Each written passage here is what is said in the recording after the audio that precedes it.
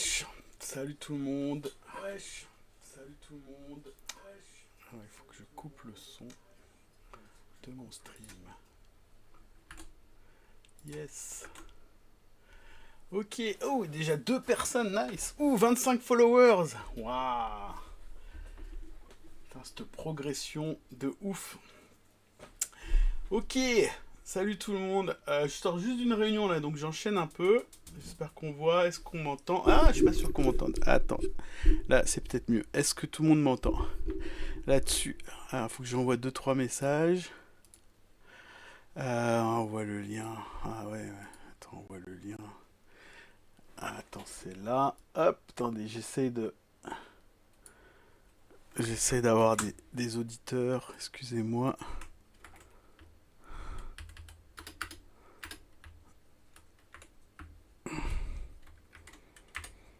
Voilà. Donc, je reviens sur le chat. Je sais pas qui est là, 3 personnes. On va commencer doucement. Je suis un peu en retard. Je sors d'une réunion. BDS. Donc, j'enchaîne avec le stream. Où est mon truc? Il est là.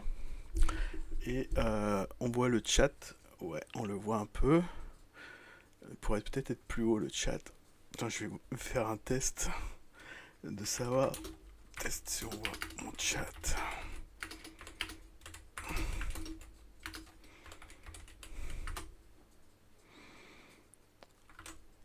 Ouais, c'est pas mal. Ouais, c'est pas mal du tout. Ok. Donc, je vais un peu commencer. Du coup, l'idée de ce soir, c'est de parler du capitalisme d'État. Et donc, et de continuer en fait sur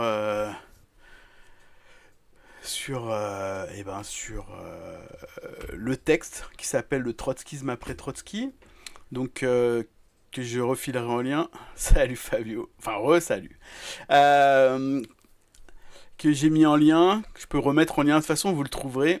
Donc, c'est le trotskisme après Trotsky de Tony Cliff. Tony Cliff, donc un marxiste trotskiste anglais mort en 2000 et en fait qui est né dans les années 10-20, il est né en 17 en Palestine et c'est quelqu'un qui a été assigné à résidence apatride en Angleterre après la Seconde Guerre mondiale.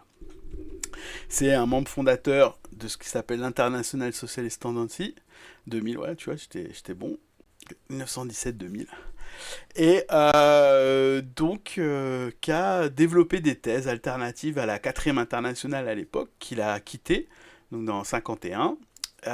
Et la base pour laquelle il a quitté avec son groupe la 4e internationale, c'est sur la question notamment du capitalisme d'État. Alors la dernière fois, ce qu'on a vu, c'était que Trotsky avait fait des prédictions avant de se faire tuer sur qu'allait devenir le monde après la Seconde Guerre mondiale. Après la guerre, en tout cas. Et ces prédictions étaient que, la première, c'était que, comme une bille sur une pyramide qui peut tomber à droite ou à gauche, soit le capitalisme serait restauré en Russie, soit, soit la révolution mondiale gagnerait. Ça, c'est le premier truc. Il a fait une prédiction aussi comme quoi la crise économique, elle serait mondiale et elle ne s'arrêterait jamais. Donc ça aussi, c'est un truc qu'il a développé, qu'il avait défendu en tout cas. Le troisième point, c'est que comme la gauche avait plus de moyens de donner des miettes au prolétariat, et du coup, elle allait être discréditée. Et donc la 4e prédiction, c'est qu'il allait y avoir des révoltes et des révolutions partout, sous le drapeau de la 4e internationale trotskiste. Donc ça, c'était les 4 prédictions, et évidemment, il en a fait plein d'autres, mais c'est ces 4-là qui nous intéressent. Et parmi ces 4 prédictions, donc il a, on est en fin de la Seconde Guerre mondiale, l'URSS est toujours là, on a les 30 Glorieuses, c'est-à-dire le plus grand boom des économies capitalistes occidentales. On a en même temps, on a aussi, on a la gauche qui est pas du tout discréditée. Alors en France, c'est un poil moins vrai, mais en tout cas, la social-démocratie mondiale, elle existe et elle est très très forte.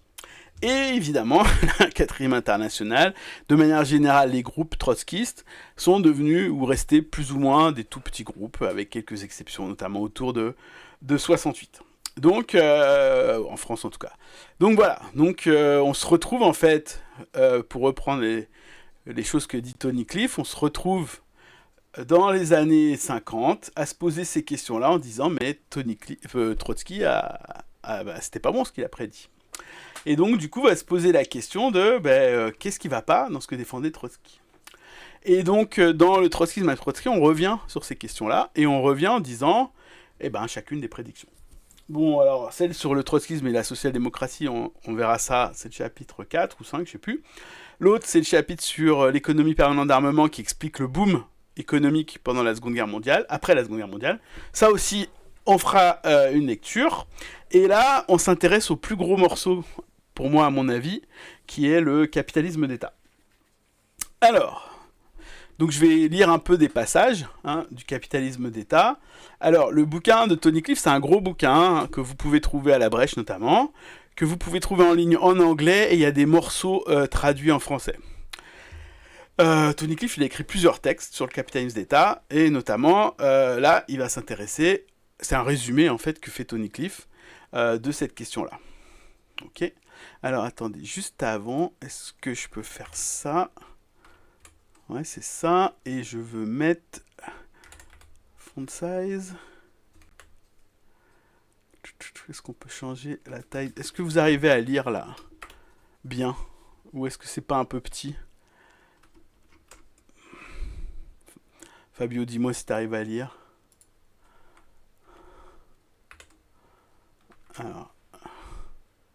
Alors, attends, je vais juste vérifier que... Putain, je sais plus où c'est les settings. Donc, j'essaye un nouveau truc qu'un pote m'a donné qui s'appelle Obsidian. Donc, j'ai un peu de mal encore à tout gérer. Voilà, je vais trouver l'apparence, c'est là. Et bloop, thème, font.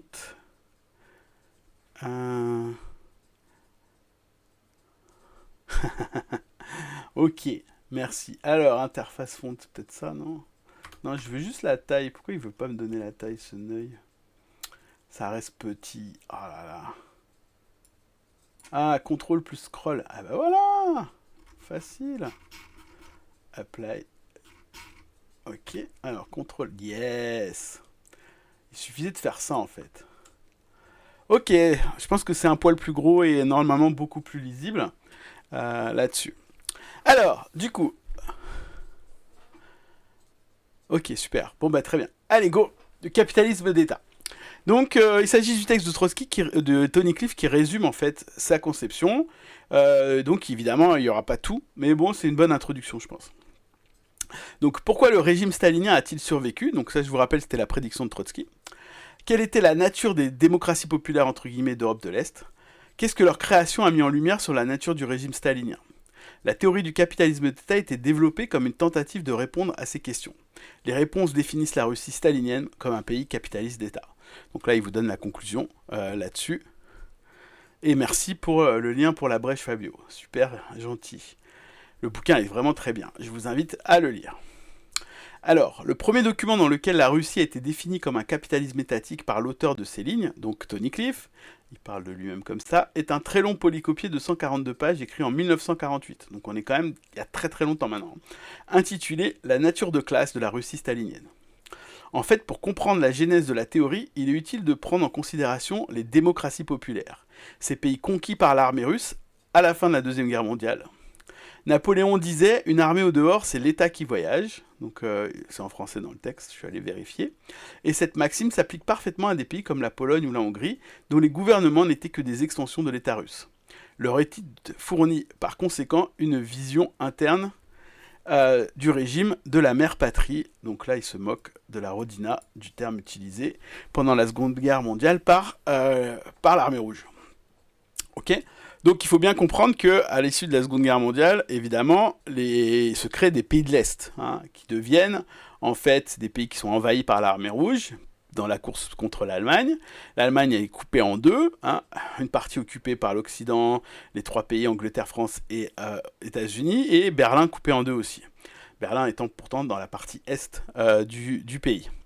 Et donc évidemment, se pose la question de la nature de ces pays-là, puisqu'ils ont été conquis militairement, et après, comment dire, selon les situations, c'est pas les mêmes choses qui se passent dans les mêmes pays, mais grosso modo, sans qu'il y ait de révolution, vous avez des États qui se retrouvent exactement similaires à la Russie.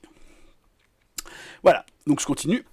Bien que ce ne fût qu'à travers le prisme des démocraties populaires que l'on pouvait voir distinctement la forme de la Russie stalinienne, cet argument n'a été formulé par écrit qu'après l'apparition de la nature de classe de la Russie stalinienne. En fait, il explique la genèse. En 1950 fut publiée La nature de classe des démocraties populaires. Son point de départ était que si les États d'Europe de l'Est étaient véritablement des États ouvriers, cela signifiait qu'une révolution s'était produite. Réciproquement, si aucune révolution sociale n'y avait eu lieu, alors la nature des États d'Europe de l'Est devait être considérée. Et donc oui, c'est vraiment la question centrale, qui est comment est-ce que c'est possible qu'on ait deux systèmes différents entre la Russie et les pays de l'Est, sachant que c'est strictement le même système, sachant que dans le deuxième cas, c'est-à-dire dans les pays de l'Est, le terme qu'on pourrait utiliser d'État ouvrier ne collerait que dans le cas où il y a eu une révolution. Or, il n'y a pas eu de révolution du tout en Allemagne de l'Est et dans les pays satellites de la Russie à l'issue de la Seconde Guerre mondiale. Bien au contraire, d'accord. Alors, du coup, il faut se poser la question, c'est quoi les régimes capitalistes, enfin les régimes économiques de classe qui existent dans les pays de l'Est, et ça pourrait donner une idée de ce qui se passe en Russie.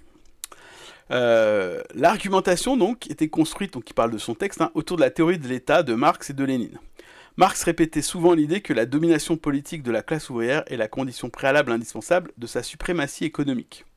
Les travailleurs ne peuvent posséder les moyens de production collectivement, c'est-à-dire être économiquement la classe dirigeante, que si l'État, qui possède et contrôle les moyens de production, est entre leurs mains, en d'autres termes, si le prolétariat exerce le pouvoir politique. Donc là, ce qu'il dit, c'est que pour devenir une classe dirigeante, il faut évidemment contrôler les moyens de production, mais il faut contrôler l'État aussi, politiquement. Donc de ce point de vue, le prolétariat est fondamentalement différent de la bourgeoisie. Cette dernière possède directement la richesse. Par conséquent, elle est, quelle que soit la forme du gouvernement, aussi longtemps que la bourgeoisie n'est pas expropriée, elle ne cesse pas d'être la classe dirigeante. Donc là, c'est un point très important qui dit qu'en fait, le capitalisme et la société de classe capitaliste s'adaptent très bien à n'importe quelle forme de gouvernement du moment que la bourgeoisie, c'est-à-dire les personnes qui possèdent les moyens de production, ne sont pas expropriées. Un capitaliste peut posséder sa propriété sous une monarchie féodale, une république bourgeoise, une dictature fasciste, une dictature militaire, sous Robespierre, Hitler, Churchill ou Attlee, et nous on dirait en l'occurrence plutôt Jospin. A l'inverse, les travailleurs sont séparés des moyens de production, c'est cela même qui en fait des esclaves salariés. Si une telle situation voit le jour dans laquelle l'État est le dépositaire des moyens de production, mais demeure totalement étranger à la classe ouvrière, celle-ci ne peut pas être la classe dirigeante. Alors, cette phrase elle est relativement complète.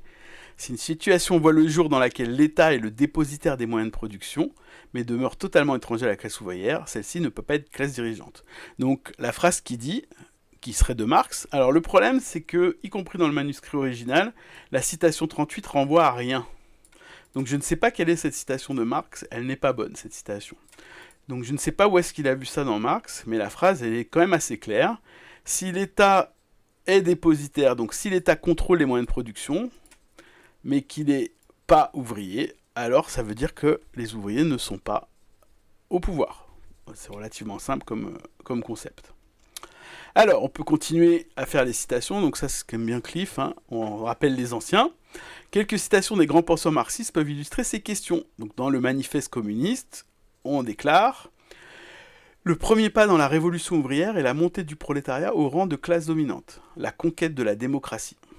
Le prolétariat se servira de sa suprématie politique pour arracher peu à peu toute espèce de capital à la bourgeoisie, pour centraliser tous les instruments de production entre les mains de l'État, du prolétariat organisé en classe dominante. » Donc là c'est assez clair, citation du manifeste du Parti communiste, l'État est grosso modo l'État ouvrier, l'État des prolétaires, organisé en classe dominante, contrôle via cet État les moyens de production qu'ils ont centralisés. Donc là, la citation, elle est très très claire. Okay, bon, après, les conceptions de l'État dans le manifeste du Parti communiste, elles sont relativement, jeunes. Elles seront un peu plus développées plus tard, par Marx en l'occurrence. Donc, la révolution prolétarienne est la victoire de la, entre guillemets, bataille de la démocratie. Donc ça, c'est la citation au-dessus. L'État ouvrier est donc le prolétariat organisé en classe dominante. Comment une, entre guillemets, révolution sociale stalinienne, imposée par les tanks de l'armée rouge de façon totalement extérieure, pourrait-elle être compatible avec la conception marxiste du rôle de la conscience de classe prolétarienne dans la révolution? Donc une autre manière de le dire, c'est comment est-ce qu'en exportant la révolution sans aucune activité et organisation des travailleurs, on pourrait appeler ça, évidemment, quelque chose d'ouvrier. Alors, une petite parenthèse ici, juste avant, parce qu'il y a des réponses quand même à cet argument-là directement. Que, notamment, la révolution de 17 jusqu'en 21, enfin, qui commence en 17 et qui a lieu jusqu'à la fin de la guerre civile, pose. Il y a eu une guerre civile, évidemment, au moment de la révolution en 1917. Au moment de la révolution en 1917, à certains moments, les Russes blancs, c'est-à-dire ceux qui étaient opposés, les bourgeois qui étaient opposés à la révolution, attaquent la Russie bolchevique. Et donc, il y a des territoires entiers qui sont sous contrôle blanc au moment de la révolution. Et ces territoires entiers ont repris le contrôle par l'armée rouge un peu après, pendant la guerre civile. Donc, techniquement, là, la Russie, en période révolutionnaire, en période d'activité du prolétariat, peut se permettre de dire que, grosso modo, si je conquiers militairement une zone qui a le soutien et l'auto-activité des travailleurs, même si je l'ai conquis militairement, il y a un aspect... salut, Jazdia, c'est ça ton prénom? Bienvenue au stream sur le capitalisme d'État. Donc je disais que comment ça s'appelle dans cette situation précise, on voit bien qu'on peut étendre l'État ouvrier avec des tanks. Même si en 17, il n'y en avait pas tant que ça, des tanks. Mais on voit bien que la situation, elle est très différente sur l'Allemagne, qui n'est pas russe, qui n'a pas du tout de lien prolétarien, qui s'est fait bombarder jusqu'au trognon par tout le monde. Quand on amène des tanks pour dire que c'est un État ouvrier à ce moment-là, il n'y a pas du tout d'auto-organisation des travailleurs, puisque tout le monde vit dans des ruines suite à la Seconde Guerre mondiale. Donc ça... Je pense qu'on peut répondre à cet argument qu'on peut ressortir, qui est qu'il est possible dans certaines situations à ce que l'État ouvrier impose par les tanks de l'armée rouge à un État ouvrier, mais c'est dans des situations révolutionnaires larges et pas la situation du tout de la Seconde Guerre mondiale. Ok, ça c'était une parenthèse. Alors, Marx a répété des centaines de fois que la révolution prolétarienne est l'acte conscient de la classe ouvrière elle-même. Donc là, c'est une répétition du même argument qui est que pour que quelque chose soit ouvrier, révolutionnaire, il faut quand même que les ouvriers fassent la révolution. Ok. Par conséquent, si nous reconnaissons que les démocraties populaires comme des États ouvriers, tout ce que Marx et Engels ont dit à propos de la révolution socialiste comme histoire consciente d'elle-même serait renié purement et simplement. Donc là, c'est vraiment la phrase classique de Tony Cliff. Si t'es pas d'accord avec ça, t'es pas marxiste. Mais bon, l'idée, on la voit bien. Marx, grosso modo, considère que l'émancipation des travailleurs, c'est l'œuvre des travailleurs eux-mêmes, et elles-mêmes d'ailleurs, mais pas avec des tanks de l'armée rouge, en tout cas pas pour les pays de l'Est. Donc, idem pour l'affirmation suivante d'Engels. Okay, ce n'est qu'à partir de ce moment, la révolution socialiste, que les hommes feront eux-mêmes leur histoire en pleine conscience. Ce n'est qu'à partir de ce moment que les causes sociales mises par eux en mouvement auront aussi de façon prépondérante et dans une mesure toujours croissante des effets voulus par eux. C'est le bond de l'humanité du règne de la laïcité dans le règne de la liberté. Donc c'est une redite toujours du même argument. On ne peut pas avoir le socialisme, le communisme ou un truc ouvrier sans auto-organisation démocratique de ces mêmes ouvriers et ouvrières. Et donc toute autre tentative pour en obtenir non révolutionnaire, ne donnera pas un système qui soit socialiste, communiste, ni même ouvrier. Voilà. Alors, on peut continuer. Là, on a une très longue citation de Rosa Luxembourg. Comme on ne cite pas souvent Rosa Luxembourg, on va la lire, puisqu'elle est pas mal. Ok, let's go. Rosa Luxembourg, elle aussi, devait s'être trompée, donc encore une fois. Alors, je redis que j'avais dit au premier stream la semaine dernière, cette façon d'argumenter, elle est... Rosa Lagotte, ouais. Cette façon d'argumenter, elle est un peu old school. Hein, on appelle ça du sas. C'est beaucoup de vannes, c'est beaucoup de phrases qui sont inutilement conflictuelles. Voilà, on peut juste dire que, du coup, A priori, d'après Rosa Luxembourg, hein, voilà. Mais bon, visiblement, tout le style de ce pamphlet est comme ça. Hein, voilà. Moi, je pense que on peut écrire autrement. Voilà. Mais bon, je ne suis pas Tony Cliff. Donc, Rosa Luxembourg, elle aussi, devait s'être trompée en résumant tout ce que les théoriciens... Contrairement à Engels. Ouais, ok, bref. Bon, du coup, tu auras les deux à FISA, il y aura Engels et Rosa. Donc, je vais arriver à lire cette citation. Blablabla. Bon, de toute façon, on s'en bat. Ok. Dans toutes les luttes de classe du passé, menées dans les intérêts de minorités et dans lesquelles, pour utiliser les mots de Marx, tout le développement s'est opéré en opposition à la grande masse du peuple, l'une des conditions essentielles de l'action était l'ignorance des masses sur les buts réels de la lutte, contenu matériel et ses limites. Donc là, évidemment, Rosa Luxembourg fait référence à des révolutions bourgeoises qui se sont faites dans l'ignorance des masses pour les directions bourgeoises. Okay. Cette inconsistance était en fait la base historique du rôle dirigeant de la bourgeoisie éclairée, bon évidemment ça confirme ce que je viens de dire, qui correspondait au rôle des masses comme exécutants dociles. C'est-à-dire qu'en fait, les bourgeoisies, mais pas souvent en fait, souvent qu'une fois c'est en France, se sont servis du mouvement de masse comme force d'appoint, et pas du tout comme une force sur laquelle elles s'appuient, mais évidemment, puisque le rôle historique de la bourgeoisie, c'est d'exploiter ce fameux prolétariat. Mais, comme Marx écrivait dès 1845, en même temps que l'action historique s'approfondit, l'importance des masses qui y sont engagées doit augmenter. La lutte des classes du prolétariat est la plus profonde de toutes les actions historiques jusqu'à présent.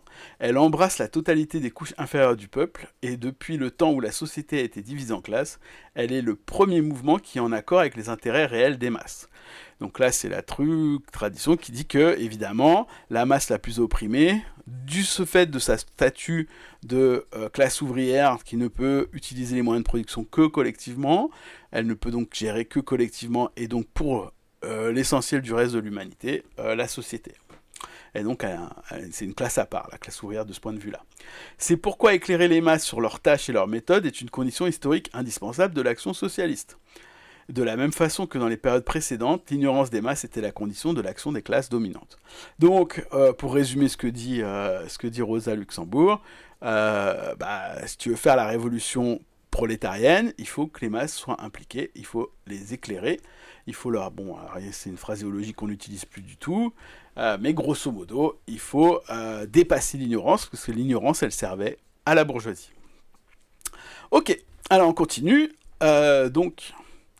Évidemment, tout le monde était au courant de ça, hein, notamment les trotskistes. Donc là, Tony Cliff évoque deux fameux trotskistes dont on a parlé la semaine dernière, hein, Pablo et Mandel, qui étaient dirigeants de la 4e internationale, dont on a donné des citations abondantes d'ailleurs la dernière fois, et qui n'étaient pas malheureusement à leur avantage, mais bon en même temps, c'est le jeu de ce pamphlet contre la 4e internationale.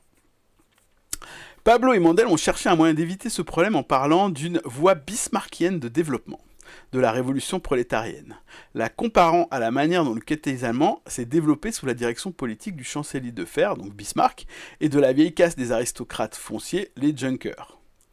Ces trotskistes espèrent prouver que la révolution sociale prolétarienne peut être menée sans l'action révolutionnaire du prolétariat lui-même, par une bureaucratie d'État, dans un élan qui lui est propre. Cette idée, poussée à son comble, débouche sur les conclusions les plus choquantes. Alors, avant de voir les conclusions, on va revenir tout à l'heure sur c'est quoi cette histoire de voie bismarckienne de développement, mais c'est toujours un classique en fait de cette tradition, notamment de la CAD, de calquer les dynamiques qu'il y a de la révolution bourgeoise, hein, le bonapartisme, le termineur, donc ça vient de Trotsky, et là la voie bismarckienne, et de comparer quand le pouvoir est passé de la féodalité à la bourgeoisie. Alors on fait des parallèles quand on passe de la bourgeoisie au prolétariat, comme c'est le cas de la révolution russe.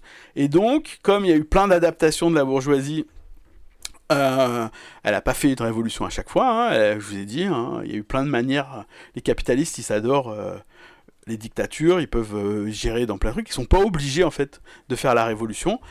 Le problème c'est que ça marche pas pour les travailleurs, hein. Donc c'est ça un peu le problème, de calquer cette analyse, de se dire bon maintenant que le prolétariat dans un pays il est érigé en classe dirigeante, il suffit qu'il utilise les techniques classiques qu'a utilisé la bourgeoisie pour répondre à un état ouvrier. C'est un peu ça l'idée qu'il y a. Alors, donc cette idée poussée à son comble débouche sur les conclusions les plus choquantes. Il est exact que la bourgeoisie a pris le pouvoir selon les procédures nombreuses et variées. En réalité, il n'y a qu'un seul cas chimiquement pur dans lequel les bourgeois ont mené jusqu'au bout, la lutte révolutionnaire contre la féodalité, c'est la France de 1789. Donc ça, c'est directement... On dirait que j'ai lu le texte avant. Directement, on voit que c'est exactement ce que je disais, c'est-à-dire que, grosso modo, il y a eu plein de méthodes pour la bourgeoisie, pour être au pouvoir et passer par-dessus, ou en tout cas remplacer les seigneurs féodaux. Et le seul cas où il est vraiment révolutionnaire, c'est plutôt la Révolution française, qui est ce que défendent les marxistes, qui est une révolution bourgeoise pour la bourgeoisie capitaliste. Dans le cas de l'Angleterre, ils ont passé des compromis avec les propriétaires fonciers féodaux. En Allemagne, en Italie, en Pologne et en Russie, ils ont pris le pouvoir sans lutte révolutionnaire. En Amérique, l'absence presque totale de vestiges féodaux a permis à la bourgeoisie d'éviter toute lutte révolutionnaire anti-féodale. Il n'y avait pas de force autre que les colonisés à combattre pour le capitalisme américain. Donc la voie bismarckienne n'a pas été l'exception pour la bourgeoisie, mais pratiquement la règle. Puisque visiblement pour lui, Tony Cliff, il n'y a que la France qui a fait la révolution. C'est la phrase d'après. Et si la révolution prolétarienne n'est pas nécessairement réalisée à travers l'activité de la classe ouvrière elle-même, mais par une bureaucratie d'État, alors la révolution russe devrait elle aussi être considérée comme l'exception, la voie bismarckienne étant la règle. La conclusion serait qu'il n'y a nul besoin d'une direction révolutionnaire indépendante, notamment pas besoin des trotskistes. Bon là, c'est un peu la discussion pour la discussion. Il dit que si on prend toujours les parallèles avec le capitalisme, on a fait une révolution, la révolution russe prolétaire et la révolution bourgeoise en France sont des exceptions. Donc ça voudrait dire qu'en pratique, toutes les révolutions prolétariennes, il n'y a pas besoin de faire la révolution, puisque la quasi-totalité du capitalisme s'est installée sans révolution. Ça voudrait dire que le prolétariat peut s'installer sans révolution. Bon, on ne peut pas déduire de ça ce truc-là, c'est juste une forme de rhétorique. Donc cet argument-là, il n'est pas terrible. On continue. Enfin, je considère qu'il n'est pas terrible. De plus, la prise de pouvoir par la bourgeoisie a consisté à mobiliser les masses pour ensuite les tromper. Que ce soit les sans-culottes français ou les soldats de Bismarck. Si une révolution prolétarienne peut être accomplie de cette manière, la loi de moindre résistance signifierait que l'histoire a choisi la voie de la révolution menée par des petites minorités, trompant de vastes majorités. Ok ? Donc là, pareil, c'est le même style, donc en utilisant la voie de moindre résistance, c'est-à-dire qu'est-ce qui est le plus facile, c'est de ne pas faire de révolution. Ok ? Et qu'en fait, on pourrait tout à fait obtenir des États prolétariens sans révolution, avec ce genre de conclusion. Ce qui est effectivement le cas, c'est-à-dire qu'on peut, et d'ailleurs, il n'y a pas que les pays de l'Est, il y a eu plein d'autres pays où il n'y a pas de révolution, et on en parlait d'ailleurs la semaine dernière, qui sont considérés du coup comme États ouvriers, avec les mêmes contraintes qu'on avait pour l'Allemagne de l'Est. Ok, on continue. Le texte, la nature de classe des démocraties populaires, finissait en indiquant que si les membres de la 4e internationale répétaient les conceptions marxistes de base, l'émancipation des travailleurs sera l'œuvre des travailleurs eux-mêmes, les travailleurs ne peuvent pas s'emparer de la machine d'État bourgeoise, mais doivent la détruire et établir un nouvel État basé sur la démocratie prolétarienne. Notamment, et c'est ça qui est central en fait dans l'analyse des marxistes et des trotskistes, c'est que cette démocratie prolétarienne s'appuie sur des conseils ouvriers, des soviets, et par la participation active par biais de grèves, de révoltes, de participation des conseils de vote, etc., du prolétariat. Et par contre, donc la 4e internationale continuait à appeler ça pourtant État ouvrier des démocraties populaires. Okay ? La raison en était leur conception de la Russie comme un État ouvrier dégénéré. Donc là, c'est l'alternative. Donc si c'est pas un État capitaliste, la Russie, qu'est-ce que c'est ? Et donc la conception, c'est que c'est un État ouvrier dégénéré. Donc bien retenir ce terme de la théorie, c'est le dégénéré. Donc, si la Russie était un État ouvrier, en dépit du fait que les travailleurs étaient séparés des moyens de production, n'avaient aucun mot à dire sur la direction de l'économie et de l'État, soumis à qu'ils étaient à la plus monstrueuse machine d'État bureaucratique et militariste, il n'y a pas de raison pour que les révolutions ouvrières mettent en place de nouveaux États ouvriers, mettant en place de nouveaux États ouvriers, ne puissent pas être accomplis en se passant de l'activité indépendante et consciente de la classe ouvrière, et sans la destruction des machines d'État bureaucratiques et militaires existantes. Donc cette phrase est très très longue, mais qu'est-ce qu'elle dit ? Si on considère qu'un truc comme la Russie est un État ouvrier dégénéré, mais le mot important c'est État ouvrier, ok ? Alors que on connaît les conditions des travailleurs russes en Russie stalinienne, séparés des moyens de production, aucun mot à dire sur la direction et l'économie et d'État, et soumis évidemment à une machine bureaucratique et militariste très forte. Alors si ça on pense que c'est possible, bah, c'est très facile en fait d'avoir des États ouvriers, ce que dit Cliff, hein, sans qu'il y ait aucune intervention du prolétariat. Du coup, on peut créer, en claquant des doigts, entre guillemets, des États ouvriers. Hein. La forme, elle en place sur le fond étant normalement l'auto-activité des travailleurs, et ici la forme étant juste la propriété privée de l'État. Donc, il aurait suffi à la bureaucratie d'être capable d'exproprier la bourgeoisie tout en maintenant les travailleurs à leur place pour que soit accomplie la transition du capitalisme à l'État ouvrier. Voilà. Donc ça, c'est simple. Vous prenez un État qui exproprie les bureaucrates, les bourgeois, qui gèrent complètement toute la production et toute l'économie, et pouf, ça devient un État ouvrier sans qu'il y ait aucune intervention, évidemment, des travailleurs. Bon, ben ça... On a plein d'exemples historiques après la Seconde Guerre mondiale, d'États qui sont fait ça. Le cas le plus emblématique, c'est évidemment la Chine. Mais il y en a d'autres, notamment en Afrique, il y a le Cuba aussi. Et donc, du coup, ça veut dire que ça commence à avoir beaucoup de pays qui sont des États ouvriers, quoi. Pas juste la Russie et les pays de l'Est. Alors, si considérer les démocraties populaires comme des États ouvriers équivaut à mettre à l'envers la théorie marxiste-léniniste de la Révolution, quelle doit être la nature des véritables États ouvriers. Donc là, il conclut, évidemment, puis dire, bon, bah, vu que c'est clairement pas des États ouvriers, c'est quoi? Et on doit répondre à cette question. Et ça, c'est un problème. Hein. Il y a plein de discussions théoriques, hein, il y a plein de courants du trotskisme qui discutent de ça, là-dessus, et le but, c'est de parler du capitalisme d'État. Donc le point de départ pour analyser cette question était fourni par un examen critique de la définition par Trotsky de la Russie comme un État ouvrier dégénéré. Un État qui n'est pas sous le contrôle des travailleurs peut-il être un État ouvrier ? Et donc là, il commence à parler, à dire, avant de commencer à décrire le capitalisme, on va commencer à décrire qu'est-ce que ça peut bien être un État ouvrier dégénéré, et montrer que déjà, cette conception-là, même dégénéré, donc rajouter l'adjectif dégénéré, permet en fait de faire plein de trucs. Hein. On a déjà dit qu'État ouvrier, c'était pas possible, puisqu'il n'y a pas d'action consciente d'être ouvrier, mais dégénéré, ça permet en fait d'inclure plein de situations. Et donc, on va voir qu'est-ce que ça veut dire État ouvrier dégénéré. Alors, ça fait des années que je suis... un militant d'extrême gauche sur ces questions-là, enfin sur toutes les questions, mais sur celle-ci aussi j'en parle. Je n'ai toujours pas reçu de la part de trotskistes avisés de définition très j'allais dire, solide de l'État ouvrier dégénéré. D'accord ? Donc je suis très partial dans cette discussion, et évidemment concernant la question du capitalisme d'État. Bon let's go. Qu'est-ce qu'il disait Trotsky de l'État ouvrier dégénéré ? Donc, dans les formulations de Trotsky, nous trouvons les définitions différentes et même contradictoires de l'État ouvrier. Selon l'une d'entre elles, le critère de l'État ouvrier est de savoir si le prolétariat a un contrôle direct ou indirect, même soumis à des contraintes et quelle que soit leur importance sur le pouvoir d'État. C'est-à-dire si le prolétariat peut secouer le joug de la bureaucratie par le voie des réformes, sans recourir à l'évolution, sans recourir à la révolution. C'est-à-dire en fait, là aussi je trouve ces arguments un peu bizarres, hein. Si on peut juste changer par des réformes, alors vous voyez sur Russie stalinienne, des réformes, il fallait quand même faire des choses, hein. Il fallait s'attaquer à une machinerie politique, militaire et policière qui était très forte, hein. Il fallait pas être tout seul, on pouvait pas gagner des élections à la Douma, on pouvait pas faire des réformes réellement. Mais bon, même, admettons, si on prend le point théorique, hein, il y a la possibilité de pousser pour des réformes, par exemple en mettant les bonnes personnes à la bureaucratie au sein du Parti communiste. Donc j'imagine que c'est ça dont il parle. Alors on pourrait revenir à l'État ouvrier.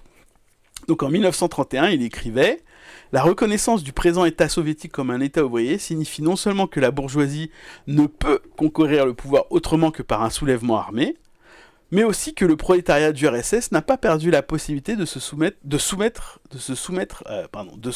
la bureaucratie ou de rendre le parti à la vie et modifier le régime de la dictature dans une nouvelle révolution avec des méthodes et sur la voie de la réforme. » Donc comme je faisais tout à l'heure et que j'expliquais tout à l'heure, dans un truc militaro policier, ça me paraît déjà bien compliqué de parler de la voie de la réforme à ce moment-là. Mais bon, admettons.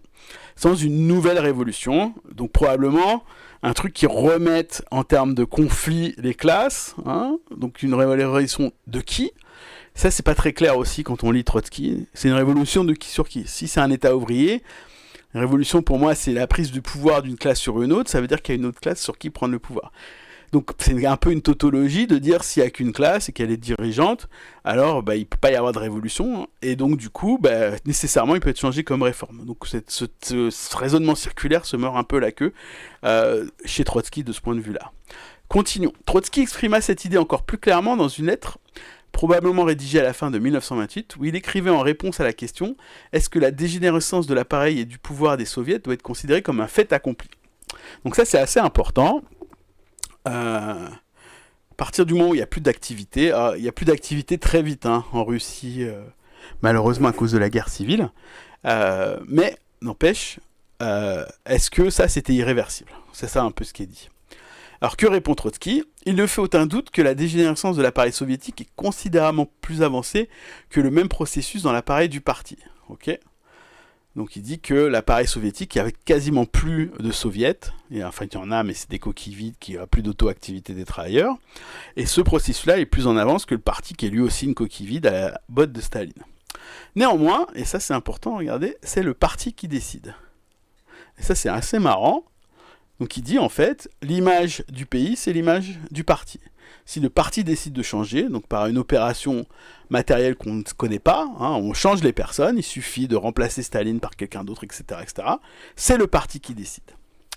Et à présent, ça signifie l'appareil du parti. La question devrait donc au même, est-ce que le noyau prolétarien du parti, avec l'aide de la classe ouvrière, est capable de triompher de l'autocratie de l'appareil du parti qui fusionne avec l'appareil d'État ? Donc, est-ce que des morceaux du parti, avec l'aide extérieure donc de la classe ouvrière, donc qui indique bien quand même là qu'il y a besoin d'une aide extérieure, donc on sent bien quand même qu'il y a une différence entre le parti et la classe, est capable de triompher de l'autocratie de l'appareil du parti. Donc cette fois, c'est l'appareil qui est autocrate, c'est pas le parti lui-même, qui fusionne avec l'appareil d'État. Et donc l'État, c'est aussi le parti. Quiconque répond à l'avance qu'il en est incapable pose par là même non seulement la question de la nécessité d'un nouveau parti sur de nouvelles bases, mais aussi de la nécessité d'une seconde et nouvelle révolution prolétarienne. Et donc la conclusion qu'il tire est la même, c'est-à-dire si on ne peut pas changer les gens dans le parti indépendamment et que le parti lui-même, c'est lui qui va décider du fait de la centralisation, si on ne peut pas faire ça, alors il faut une nouvelle révolution. Voilà. Pareil, c'est des expériences de pensée un peu bizarres. Par quel mécanisme, par quel rapport de force, avec l'aide de la classe ouvrière, mais comment est-ce qu'il espère changer les gens du parti ? Et notamment, d'où ça sort que on a une direction qui est plus que traite, qui fusionne avec l'appareil d'État et qui a une autocratie. Il pose pas et ne répond pas à la question là-dessus. Plus loin dans la même lettre, Trotsky déclare « Si le parti est un cadavre, un nouveau parti doit être construit sur une nouvelle base, et la classe ouvrière doit être en informée ouvertement. » Si Thermidor, donc ça je vous le rappellerai très vite, le mouvement réactionnaire pendant la Révolution française qui arrêta et renversa le processus révolutionnaire, donc ça c'est Tony Cliff qui dit ça, la plupart des gens ils disent qu'ils ne renversent pas le processus mais qu'ils l'arrêtent et qu'ils consolident la classe dirigeante bourgeoise. Mais bon, peu importe. Si Thermidor est un fait accompli et si la dictature du prolétariat est liquidée, alors le drapeau d'une seconde révolution prolétarienne doit être déployé. C'est ainsi que nous agirions si la voie de la réforme, dont nous sommes partisans, s'avérait sans espoir. Alors là, il y a plein de trucs à dépiler. Après, ça reste des textes qui commencent à vraiment dater. Mais grosso modo, si Thermidor est un fait accompli, donc Thermidor, rappelez-vous, c'est un truc qui est une consolidation du pouvoir de la classe qui a gagné la révolution. Donc théoriquement, ce qu'il dit là, si c'est Thermidor, ça veut dire qu'on est toujours dans un état ouvrier, puisque c'est la classe qui a gagné la révolution, qui consolide son pouvoir par un phénomène ici autocratique. Okay ? Et après, il dit, c'est ainsi que nous gérions, si la voie de la réforme, donc il est partisan de la voie de la réforme, au sein de la société stalinienne, sachant qu'il n'y a aucune réforme à l'époque où il écrit possible, y compris même ses partisans, l'opposition de gauche et tous les gens qui étaient plus ou moins proches du trotskisme ont été systématiquement pourchassés, assassinés, massacrés, sans aucun moyen de proposer n'importe quoi comme réforme. Donc voilà. La seconde définition de Trotsky comporte un critère fondamentalement différent. Quelle que soit l'indépendance que la machine d'État a acquise vis-à-vis des masses, et même si la seule façon de se débarrasser de la bureaucratie passe par la voie révolutionnaire, aussi longtemps que les moyens de production sont possédés par l'État, l'État demeure un État ouvrier et le prolétariat reste la classe dirigeante. Donc ça, c'est un autre critère de Trotsky qui dit, grosso modo, même si l'État il est pourri, Enfin, pardon. Même si les masses n'ont aucun... Alors, oui, voilà. C'est ça qu'il dit en fait ici, avec son Thermidor, il nous a un peu perdu. Mais grosso modo, ce qu'il dit, c'est que on est quand même dans un État ouvrier, hein, à partir du moment où l'État, il contrôle tous les moyens de production. Ok. Alors, on y va. On peut tirer de ceci 3 conclusions. La seconde définition de Trotsky est la négation de la première. Alors, je ne sais pas bien pourquoi c'est la négation, ou en tout cas, elles sont antagonistes, hein, là-dessus. Si la seconde définition est correcte, c'est-à-dire si tant que l'État contrôle les moyens de production, celui-ci il est ouvrier, le manifeste communiste avait tort lorsqu'il proclamait que le premier pas dans la révolution ouvrière est la montée du prolétariat au rang de classe dominante. Au surplus, dans ce cas, ni la Commune de Paris, ni la dictature bolchevique n'étaient des États ouvriers, puisque la première n'a pas du tout étatisé les moyens de production, et la seconde ne l'a pas fait immédiatement. Okay, donc ici, l'étatisation des moyens de production, c'est-à-dire le contrôle total par l'État des moyens de production. Donc là, il évoque la Commune de Paris, dans lequel ça n'a jamais été vraiment fait. Et les bolcheviks, ils ont mis du temps avant de contrôler toutes les entreprises. Ça n'était pas des États ouvriers. Bon là, je trouve cet argument moyen, puisqu'il peut y avoir des périodes transitoires, mais bon, admettons. Si l'État est le dépositaire des moyens de production et que les travailleurs ne le contrôlent pas, ils ne possèdent pas ces moyens de production. En d'autres termes, ils ne sont pas la classe dominante. La première définition l'admet, la seconde l'évite, mais ne la réfute pas. Ok, je pense que ça c'est le plus important. Si l'État est le dépositaire des moyens de production et que les travailleurs ne le contrôlent pas, ils ne possèdent pas ces moyens de production.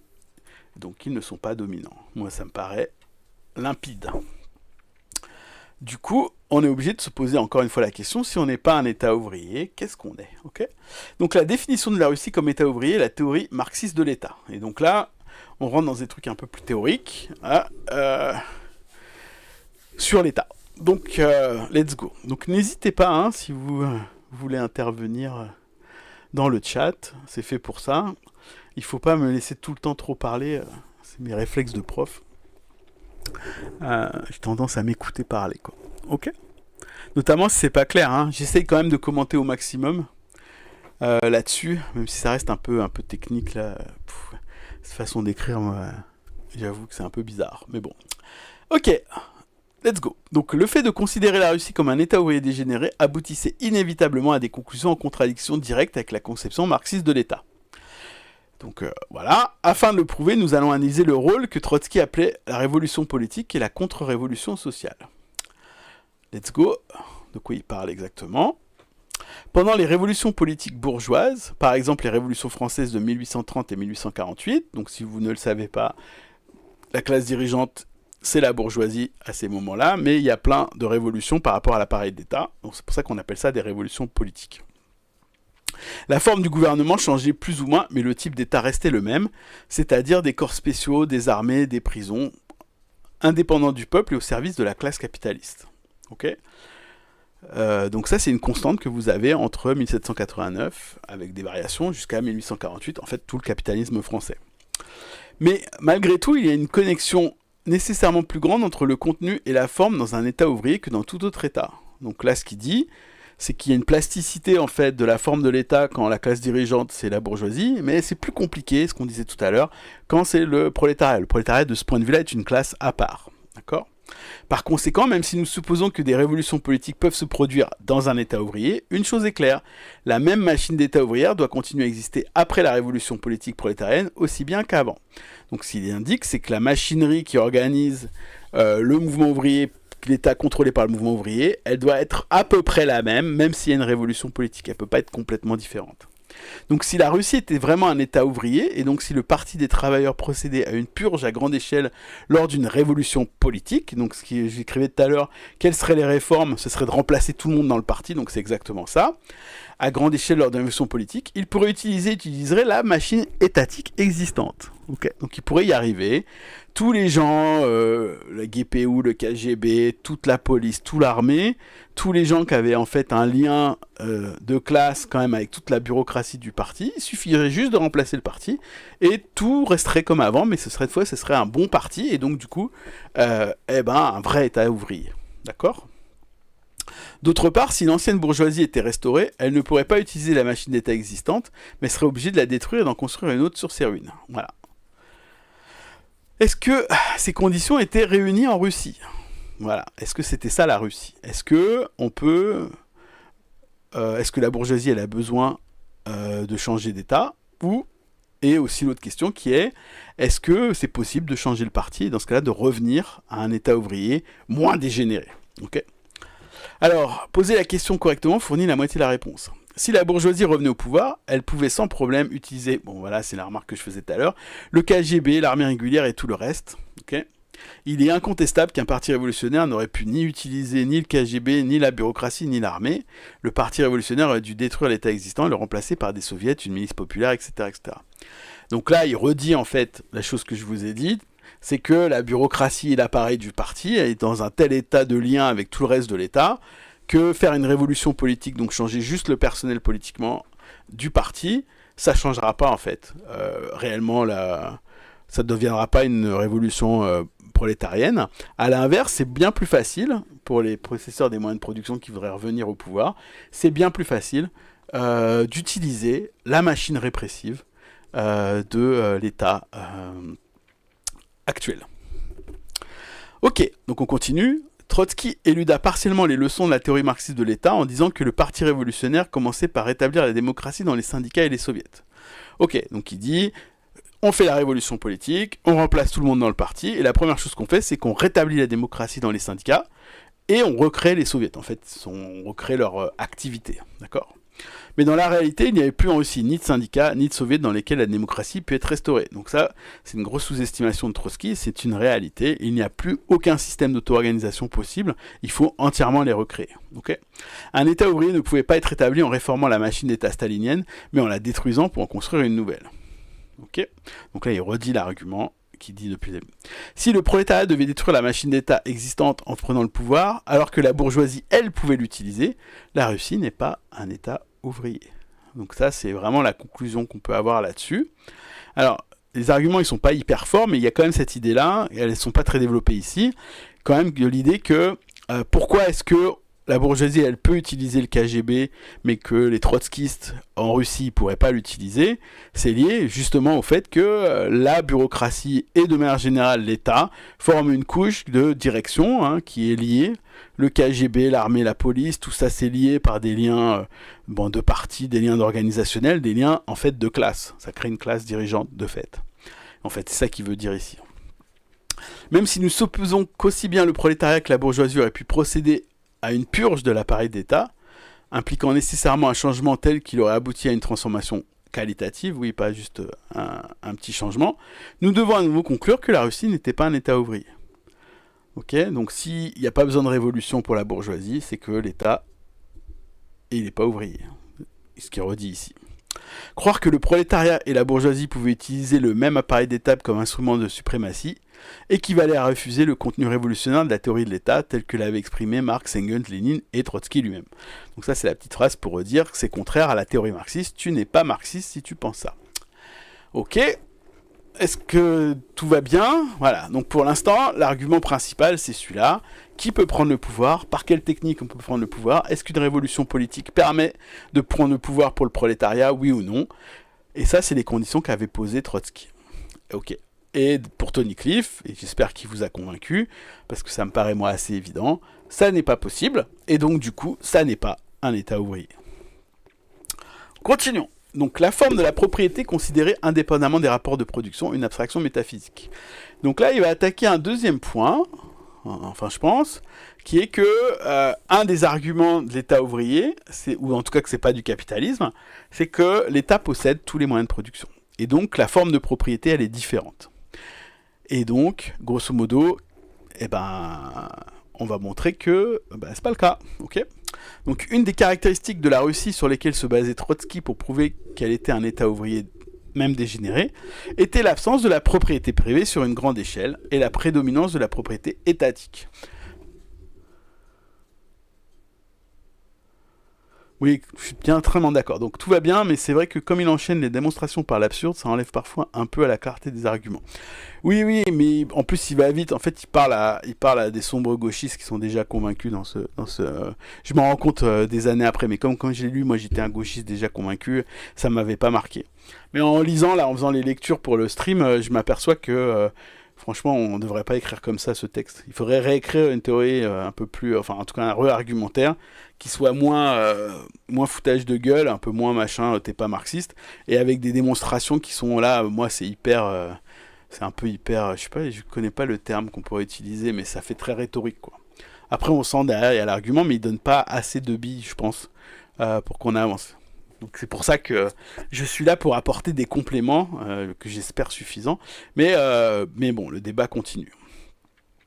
Ok, mais moi c'est mon point principal, c'est ça. Pour moi, pourquoi ça peut pas être... alors l'auto-organisation des travailleurs, c'est un point important.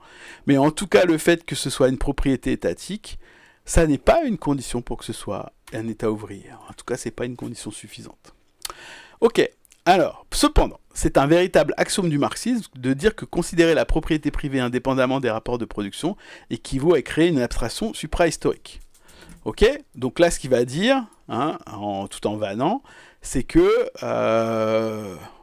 il faut considérer qu'est-ce que c'est que la propriété privée d'État dans le cas de la Russie, pas juste en disant que c'est de l'État, mais dans le cas précis de la Russie. Okay, donc, quels sont les rapports de production ? Donc l'histoire humaine connaît la propriété privée du système esclavagiste, du système féodal et du système capitaliste, qui sont tous différents les uns des autres. Marx ridiculisa la tentative de Proudhon de définir la propriété privée indépendamment des rapports de production. Donc ça c'est, je crois, la réponse à Philosophie de la misère par Misère de la philosophie. Il me semble que c'est là-dedans. Okay. Donc à chaque époque historique, la propriété s'est développée différemment et dans une série de rapports sociaux entièrement différents. Ainsi, définir la propriété bourgeoise n'est autre chose que de faire l'exposé de tous les rapports sociaux de la production bourgeoise. Donc il dit que la propriété privée, elle est très différente dans d'autres systèmes, et que la propriété privée, quand on décrit la propriété privée bourgeoise, c'est parce qu'on décrit en fait la bourgeoisie. Vouloir donner une définition de la propriété comme un rapport indépendant, une catégorie à part, est d'une idée abstraite et éternelle. Ce n'a peut être qu'une illusion de métaphysique ou de jurisprudence. Ici, jurisprudence, il vaut mieux voir ça, le terme. Je pense que la traduction, elle n'est pas bonne, mais plutôt de droit. Donc, c'est une question de droit, de texte de loi. C'est une question qui est juridique, voilà, plutôt c'est le mot que j'ai cherché. Le capitalisme comme système est la somme totale des rapports de production. Toutes les catégories qui expriment des relations entre les hommes dans le processus capitaliste de production, valeur, prix, salaire, etc., en constituent une partie intégrante. Ce sont les lois d'évolution du système capitaliste qui ont défini les caractéristiques de la propriété privée capitaliste dans son contexte historique. Et l'ont différencié d'autres types de propriété privée. Donc là, il dit, la propriété privée capitaliste, elle est particulière, elle a une propriété, le valeur, le prix, le salaire et tout ça, qui définissent ce que c'est que la propriété, dans un contexte ici qui est le capitalisme. Proudhon, qui s'employait à dissocier la forme de la propriété des rapports de production, entre guillemets, noyait la totalité de ces rapports économiques, les rapports de production capitalistes, dans la notion juridique, voilà, c'est ça le terme qu'il fallait utiliser, pas jurisprudence, générale de propriété. Donc il dit que tous les rapports qui existent étaient noyés dans un terme très classique de propriété, sans en décrire en fait réellement la substance. Par conséquent, il ne pouvait aller au-delà de la réponse donnée par Brissot dès avant 1789 dans les mêmes termes et dans un écrit du même genre. La propriété, c'est le vol. Donc là, il ridiculise ce concept dans ce pamphlet. Il me semble que c'est... Mais il y a des plus grands marxistes que moi dans le chat qui me diront si c'est bien le cas, si c'est bien Philosophie de la misère. Enfin, misère de la philosophie.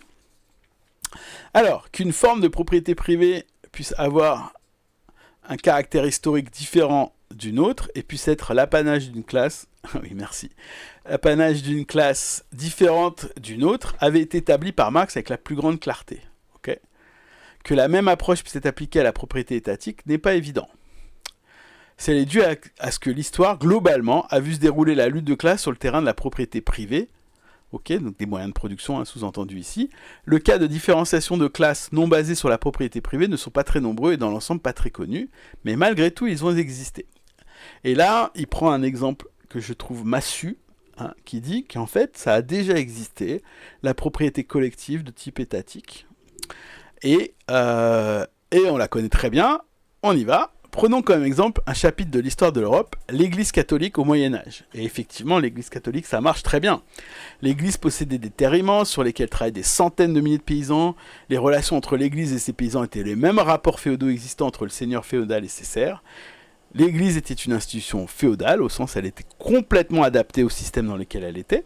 En même temps, aucun des évêques, cardinaux, etc., et même papes, n'avait de droit de jouissance individuelle, rappelez-vous ça c'est très important, et personnel, sur la propriété féodale. Ok ? L'Église catholique, c'est un très bon exemple de propriété collective, en l'occurrence ici féodale, mais elle aurait pu être capitaliste, de gestion des moyens de production. C'était les rapports de production qui définissaient le caractère de classe féodale de la propriété ecclésiastique, en dépit du fait qu'elle n'était pas privée. Ok ? Donc, c'est vraiment ça qu'il faut retenir sur cette question-là, là-dessus. Donc, le deuxième grand argument du capitalisme d'État, c'est de dire que c'est tout à fait possible, dans l'histoire de l'humanité, d'avoir des propriétés collectives de type étatique, ok, donc des propriétés qui ne soient pas privées, mais qui gardent quand même les propriétés du système dans lequel elles existent, en l'occurrence ici la féodalité. Ok, donc ça c'est un deuxième argument. Troisième argument, c'est la distribution. Donc l'argument de Trotsky et le contre-argument de Tony Cliff. Donc la bureaucratie russe, un gendarme qui apparaît au cours du processus de distribution. Et donc là, on attaque un autre aspect de la Russie stalinienne, la distribution. Une autre composante de la théorie trotskiste de la Russie comme État ouvrier dégénéré était que le régime stalinien ne constituait pas une nouvelle classe dirigeante. Okay, donc ce que a priori on a montré que c'était probablement le cas, hein, sous la forme d'évêques, machin, mais c'est la même idée. J'en ai parlé tout à l'heure avec le KGB, etc. Ok. Et pour Trotsky, par contre, c'était pas le cas. En fait, pour Trotsky, il remplissait le rôle d'une bureaucratie, un peu comme les dirigeants syndicaux. Ok, donc vous avez une organisation syndicale, il y a des dirigeants syndicaux, certains sont permanents, et ils peuvent avoir des intérêts contradictoires avec la base, etc., etc., mais ça reste la même classe, c'est-à-dire ça reste des ouvriers. Trotsky pensait que cela s'était produit parce qu'en Russie, la rareté des biens, donc la pauvreté en l'occurrence, obligeait les acheteurs à faire la queue, et que la fonction de la bureaucratie était celle d'un gendarme qui surveille la queue. Donc grosso modo, l'argument, c'est la guerre civile a mis tellement à bas l'économie soviétique qu'il faut des gens pour gérer la pénurie. Et ces gens, c'est la bureaucratie du parti bolchevique. Mais ça en fait pas une classe à part. Donc ça, c'est ce que dit Trotsky. Était-ce le cas ? La fonction de la bureaucratie se limitait-elle au processus de distribution ou apparaissait-elle dans l'ensemble du processus de production, dont la distribution n'est qu'une partie subordonnée ? Ok ? Donc ce qu'il dit, c'est que la distribution, hein, donc l'accès aux biens, hein, en l'occurrence, c'est ça la distribution, elle est subordonnée au processus de production, et peut-être que la bureaucratie ne fait pas que être le gendarme qui surveille la queue. Cette question revêt une importance théorique considérable. Donc avant de tenter de répondre à cette question, examinons ce que Marx pensait de la connexion entre les rapports de production et la distribution. Donc là on rentre dans la théorie marxiste... Ok. On rentre dans la théorie marxiste de l'économie, hein. Donc let's go, il faut se la cogner. On lit donc ce qu'écrivait Marx. En regard de l'individu isolé, la distribution apparaît naturellement comme une loi sociale qui détermine sa situation au sein de la production. Ok, donc si on examine pour un individu tout seul, il ne voit pas de différence en fait entre la distribution et les modes de production. Donc son exemple c'est ça, un individu qui n'a ni capital ni propriété foncière en venant au monde, dès sa naissance, son sort dépend du travail salarié en vertu de la distribution sociale. Mais cette dépendance résulte elle-même du fait que le capital et la propriété foncière existent en tant qu'agents autonomes de la production. Ok, si on considère des sociétés globales, la distribution semble précéder à certains égards, voire déterminer la production. Elle apparaît quasiment comme un fait pré-économique. Un peuple conquérant distribue la terre entre les guerriers vainqueurs et impose de la sorte une certaine répartition et une forme de propriété foncière. Il détermine par conséquent la production. Ou bien alors, il réduit en esclavage la population soumise et fait ainsi du travail servile la base de la production. Ou bien un peuple, dans son évolution, brise et morcelle la grande propriété du sol, il donne ainsi, par cette nouvelle distribution, un nouveau caractère à la production. Ou bien la législation perpétue la propriété foncière dans certaines familles, ou répartit le travail comme un privilège héréditaire pour la fixer, ainsi dans un régime de caste. Dans tous ces cas, et ils sont tous historiques, la distribution ne semble pas être structurée et déterminée par la production, mais au contraire, c'est la production qui semble être qui semble l'être par la distribution. Suivant la conception la plus simpliste, la distribution apparaît comme une distribution des produits et comme plus éloignée et presque indépendante de la production. Mais avant d'être une distribution de produits, elle est une distribution des instruments de production et la répartition des membres de la société entre les genres de production, ce qui est une définition plus large du même rapport de production, la subordination des individus à des rapports de production déterminés. La distribution des produits n'est manifestement que le résultat de cette distribution-là, qui est incluse dans le processus de production lui-même et détermine la structure de la production. Voilà, donc c'était un peu compliqué là, tout ce terme, pour expliquer que, en fait, l'accès aux ressources, la distribution du coup, elle dépend en fait d'une distribution préalable des structures de pouvoir qui déterminent cet accès aux ressources. Alors, c'est pas facile à comprendre, mais c'est l'idée que pour qu'il y ait des dirigeants syndicaux, y compris dans un État ouvrier, pour que ces personnes soient des dirigeants syndicaux, il y a quelqu'un ou quelque chose qui a décidé que c'était des responsables syndicaux. Okay, on a distribué les postes, pour aller vite, on peut dire ça comme ça.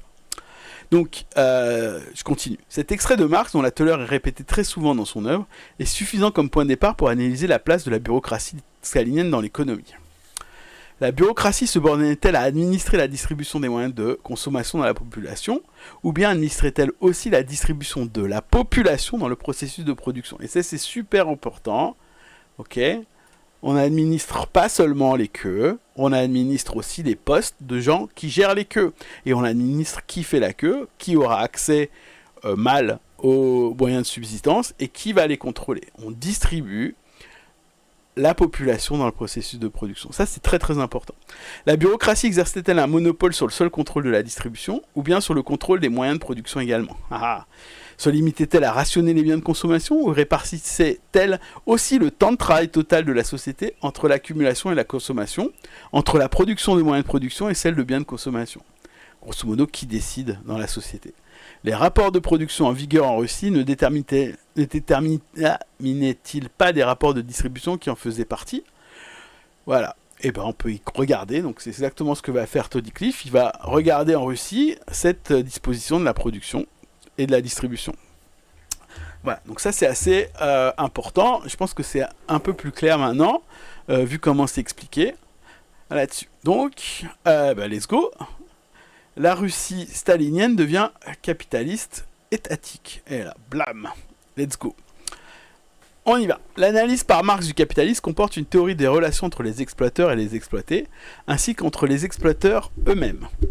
Les deux caractéristiques essentielles du mode de production capitaliste sont la séparation des travailleurs des moyens de production et la transformation de la force de travail en une marchandise que les travailleurs doivent vendre pour survivre, d'une part, et le réinvestissement de la plus-value, donc qui est l'accumulation du capital, qui est imposé aux capitalistes individuels par la concurrence qui règne entre eux, d'autre part. Okay, donc ça, c'est la définition de base des rapports de production ou des relations de production dans le capitalisme. D'accord ? Ces deux traits caractérisent l'Union soviétique de la période du premier clan quinquennal, 28-32. Donc ça, c'est l'affirmation de Tony-Cliff, et il veut le montrer. La collectivisation de l'agriculture qui fait entreprise au cours de ces années était très semblable à l'expropriation de la paysannerie anglaise. Les enclosures que Marx analyse dans le Capital au chapitre « Accumulation primitive du capital ». Dans ces deux cas, les producteurs directs furent privés de leurs terres et donc forcés de vendre leur force de travail. Donc, d'une certaine manière, on a viré des paysans et on a créé des travailleurs. Bon, ça, vous allez me dire, c'est peut-être un peu ouvrier, mais en tout cas, c'est aussi très capitaliste. Mais l'économie russe subissait-elle des pressions au sens de l'accumulation du capital ? À ce sujet, j'écris ce qui suit, donc il parle de lui-même. L'État stalinien est dans la même position vis-à-vis du temps de travail total de la société russe qu'un propriétaire d'usine vis-à-vis du travail de ses employés. En d'autres termes, la division du travail est planifiée. Mais qu'est-ce qui détermine le partage du temps total de travail dans la société russe ? Si la Russie n'avait pas entré en concurrence avec les autres pays, ce partage serait complètement arbitraire. Mais en fait, les décisions de Staline sont fondées sur des facteurs qui échappent à son contrôle. L'économie mondiale, la concurrence internationale. De ce point de vue, l'État russe est dans une position analogue à celle du propriétaire d'une entreprise capitaliste en concurrence avec les autres entreprises. Voilà, donc là, il y a un troisième point dans la démonstration, après tout ce qu'on a dit, il y a le fait que la gestion de la queue, elle n'est pas conduite uniquement arbitrairement par les dirigeants syndicaux en fonction de certaines préférences. Elle est conduite et elle est organisée en fonction de critères qui sont des critères capitalistes dus à la concurrence avec les autres pays. Le taux d'exploitation, on continue à lire, c'est-à-dire le rapport entre la plus-value et les salaires. Donc il faut rappeler que quand vous travaillez pour un patron, il y a une partie qui sert à vous reproduire, à reproduire ce que vous faites, hein, et une autre partie qui est la plus-value de ce qui est empoché par le patron. Et le taux d'exploitation, c'est ce ratio. Plus il est élevé, plus vous avez fait de plus-value par rapport à votre salaire, et ben plus vous êtes exploité. Donc c'est relativement simple. Donc ce taux d'exploitation ne dépend pas de la volonté arbitraire du gouvernement stalinien. Et donc ça c'est assez important, ce n'est pas décidé comme ça. Il est imposé par le capitalisme mondial. Il en va de même pour les améliorations techniques, où pour utiliser une formule pratiquement équivalente dans la terminologie marxiste, du rapport entre capital constant et capital variable, c'est-à-dire entre les machines, les bâtiments, les matériaux d'un côté, et les salaires de l'autre. Okay ? Donc l'État, du fait de la concurrence, l'État russe est obligé d'avoir de l'accumulation, c'est-à-dire de créer de la plus-value, c'est-à-dire d'augmenter le taux d'exploitation pour permettre d'investir dans des machines pour l'amélioration technologique dans la concurrence, en l'occurrence militaire, avec tous les autres pays capitalistes qui l'entourent. Ok ? Il en est de même pour le partage du temps total de travail dans la société russe entre la production de moyens de production et de biens de consommation. Donc si on doit décider qu'on fabrique des machines et des usines ou des biens de consommation, ça aussi, ça n'est pas une décision planifiée pour le bien-être de l'humanité, ça obéit à des contraintes qui sont celles du marché mondial. Donc lorsqu'on considère la Russie comme une partie intégrante de l'économie mondiale, les traits caractéristiques du capitalisme peuvent y être décelés. Anarchie dans la division sociale du travail, despotisme dans celle de l'atelier, sont des conditions mutuelles l'une de l'autre. Voilà, donc ça c'est le troisième point que je trouve très important. D'ailleurs, c'est intéressant, Trotsky mais aussi Lénine et tout cela le savaient, on ne peut pas avoir de révolution prolétarienne dans un seul pays. On ne peut pas avoir un pays qui est, qui est socialiste dans un océan de capitalisme. Et la raison pour laquelle c'est pas le cas, c'est pas parce qu'on a peur des armées nécessairement, on a peur des armées, si justement, mais c'est en résistant à ces armées-là qu'on est obligé de devenir capitaliste comme les autres. Et je pense que ça c'est assez central comme argument. Donc on arrive maintenant à 3 points. Hein. Le premier, c'est l'État. Hein, qui contrôle l'État ? Est-ce que l'État est contrôlable, renversable ? Est-ce que la classe de bureaucrate, c'est quelque chose qu'on peut renverser, notamment avec sa machinerie étatique ? Le socialisme dans un seul pays est impossible, Staline avait tort. Quelle surprise !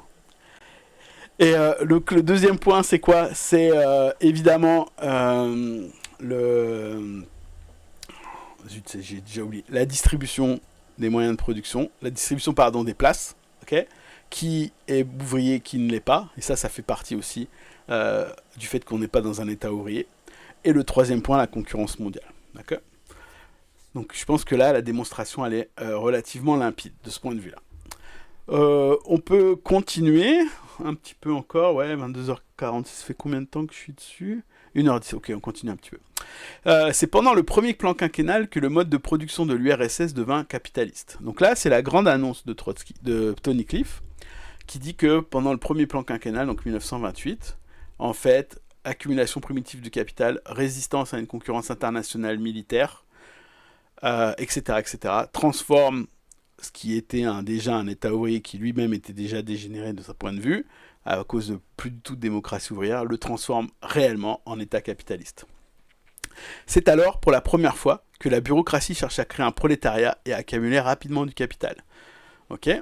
En d'autres termes, elle cherche à remplir la mission historique de la bourgeoisie aussi vite que possible. Alors ça mérite une explication, puisque c'est pas très clair si on n'est pas au courant, mais grosso modo, la mission de la bourgeoisie, c'est-à-dire la classe capitaliste, c'est de transformer la paysannerie, les gens qui vivent de la terre sur leur petit lopin, les transformer en prolétaires pour venir travailler dans des usines, tout en gérant avec des grands propriétaires fonciers l'agriculture. Okay ? Et donc le but, en tout cas dans l'analyse que fait ici Tony Cliff, le but historique de la bourgeoisie, c'est de transformer les paysans en prolétaires et en faisant ça, d'accumuler ce qu'on appelle primitivement du capital, d'être capable de passer de la terre à l'usine, et donc d'accumuler pour pouvoir avoir de nouvelles usines, etc., etc., et devenir de plus en plus riche.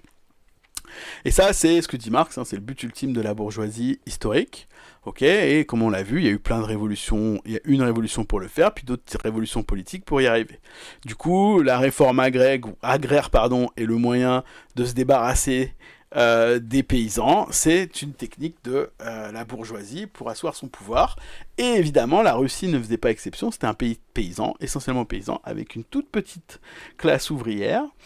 Et donc le rôle, si ça avait été la bourgeoisie qui avait continué, qui n'avait pas été renversée à l'époque en 1917, c'est le rôle qu'elle aurait fait. Elle aurait fait exactement ça là-dessus, avec d'autres contraintes, mais grosso modo, elle aurait fait ça. Donc en fait, ce qu'a fait Staline, c'est ce qu'aurait dû faire la bourgeoisie. Ok, blablabla, une rapide accumulation de capital sur la base d'un bas niveau de production, d'un dérisoire revenu national par tête. Ah oui, et donc du coup il y a une contrainte supplémentaire, c'est que bon, on n'a pas beaucoup de revenus, on n'a pas beaucoup de... Hein, la Russie c'est un pays pauvre, hein, au sens comment dire, euh, géographique du terme, hein, au sens voilà, tiers-monde, etc. Ce type de mesures. Donc ça impliquait une pression considérable sur la consommation des masses et leur niveau de vie. Si tu veux accumuler du capital, tu fais pas de biens de production. Dans de telles conditions, la bureaucratie, transformée en une personnification du capital, pour laquelle l'accumulation du capital était devenue l'alpha et l'oméga, devait éliminer tous les vestiges de contrôle ouvrier. Voilà, donc ça devient un super patronat. Elle devait substituer la conviction dans le travail, la coercition, atomiser la classe ouvrière et fondre toute la vie sociale et politique dans un moule totalitaire. Donc c'est la voie qu'a choisi, grosso modo, la réintroduction du capitalisme par la bureaucratie, qui, pour garder ses intérêts, ses privilèges de bureaucrate, et donc pas mourir écrasé notamment par les armées extérieures, a dû transformer la société de cette forme-là.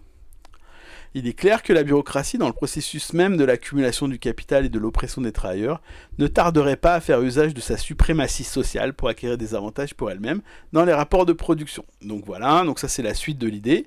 À partir du moment où par nécessité, tu deviens un morceau, tu te sépares de la classe et tu deviens un morceau qui commence à créer une nouvelle classe et à créer en fait de l'accumulation du capital, nécessairement tu deviens cette classe même dirigeante que tu étais censé combattre et tu utilises ta suprématie pour obtenir des conditions de vie meilleures qui vont se perpétuer, y compris par l'héritage, y compris par le truc familial, c'est-à-dire les trucs hyper classiques du capitalisme. Donc ainsi, l'industrialisation et la révolution technique dans l'agriculture, ce qu'on appelle la collectivisation, dans un pays arriéré en état de siège, transformer la bureaucratie, d'une couche subordonnée à la pression directe et indirecte et au contrôle du prolétariat en une classe dominante. Donc c'est une reformulation de ce que je viens de dire. Okay. L'histoire a compressé en fait l'appareil du parti en une bureaucratie qui est devenue une classe dirigeante soumise aux mêmes pressions que les autres capitalistes, cette fois par contre à l'échelle d'un pays au lieu d'une échelle d'une seule boîte. Voilà, je pense que ça c'est très clair aussi. Au cours des 2 premiers plans quinquennaux, la consommation fut complètement subordonnée à l'accumulation. Donc là vous avez des chiffres qui vous montrent ça, sur la part des biens, et on voit le contraste par exemple avec la période où on maintient un niveau de consommation quand même, parce qu'on n'est pas en 21-28, on n'est pas encore soumis complètement aux lois capitalistes extérieures. Ok, ouais, je finis ici ce paragraphe, et puis après on peut en discuter un peu si ça vous dit. J'avais prévu de faire 2 streams de toute façon pour cette théorie-là, c'est un gros morceau. Ok, donc cette analyse de la Russie comme capitaliste d'État appliquait la théorie trotskiste de la révolution permanente en prenant le système capitaliste mondial comme le cadre de référence. Si elle est un pas en avant par rapport à l'analyse faite par Trotsky du régime stalinien dans les pages de la Révolution taraï, c'est qu'elle en a tenté de prendre en compte la pression du capitalisme mondial sur le mode de production et les rapports de production existants en URSS. L'explication de Trotsky ne mettait pas en évidence la dynamique du système. Elle se limitait aux formes de propriété sans considérer aussi les rapports de production. Elle ne fournissait pas une économie politique du système. La théorie du capitalisme bureaucratique d'État a essayé de combiner les deux. Donc ça c'est, rappelez-vous, développé dans les années 50.